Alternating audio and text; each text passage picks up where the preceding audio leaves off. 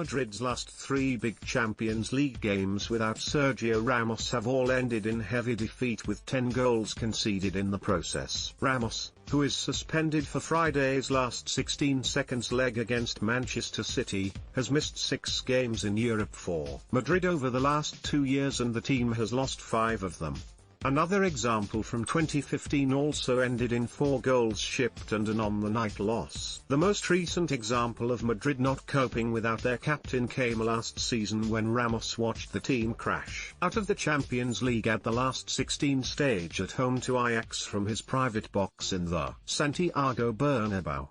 He had forced a yellow card in the 89th minute of the first leg in Amsterdam because 2 minutes earlier his team had taken a 2-1 lead and he thought they could finish the job without him. In Spain, he was wrong. He'd been man of the match in that first game but Ajax had given Real a huge scare and in the second game they took full advantage of Madrid missing their skipper, thrashing them 4-1. Nacho came into play alongside Rafael Varane and both players suffered. This defeat began the minute Ramos got himself suspended. Read match report after the debacle. To make matters worse, during the first half of the defeat by Ajax he was up in his private box filming for a documentary series about his life that has since screened on Amazon. No one was amused and various media in Spain reported a furious bust-up post-match between Ramos and the president, Florentino Perez. Ramos had stopped filming for his documentary after the second Ajax goal had gone in and had also gone down to the dressing room at the break to try to lift the team.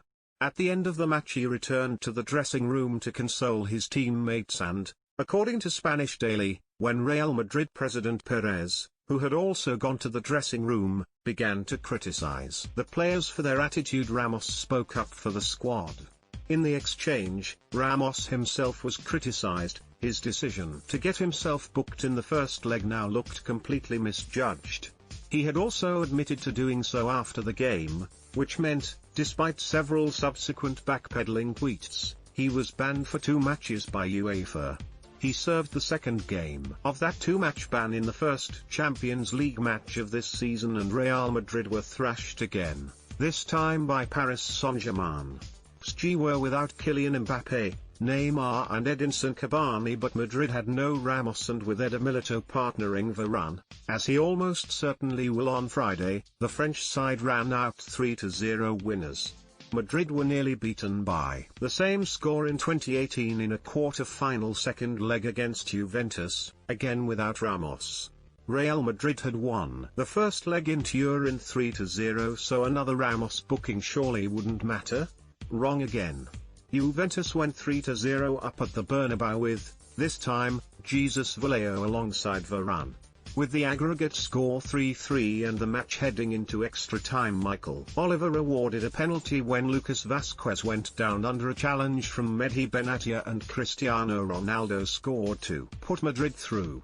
The Santiago Bernabeu breathed a sigh of relief but it had been a 3-1 loss on the night without Ramos. In the 2018-19 season Real Madrid also lost twice to CSKA Moscow home and away in the group stage without Ramos in the team. And going back to 2015, when in theory Pepe's presence should have made Ramos' absence less noticeable, they also conceded 4 against Schalke. The game at the Bernabeu ended 4-3 to the Germans and only Madrid's 2-0 win in the away leg saw them through. Ramos has always been important for Madrid in Europe. That 93rd minute header against Atletico Madrid in 2014 in Lisbon took the game into extra time from where Madrid won the first of 4 European Cups in the 5 seasons. They might need a towering header late on like that against City. The best Ramos will be able to manage will be to strain the neck muscles and nod the head from the stands as the ball comes across for the likes of Militao and Varane. He will also have to rely on Karim Benzema scoring any penalties won.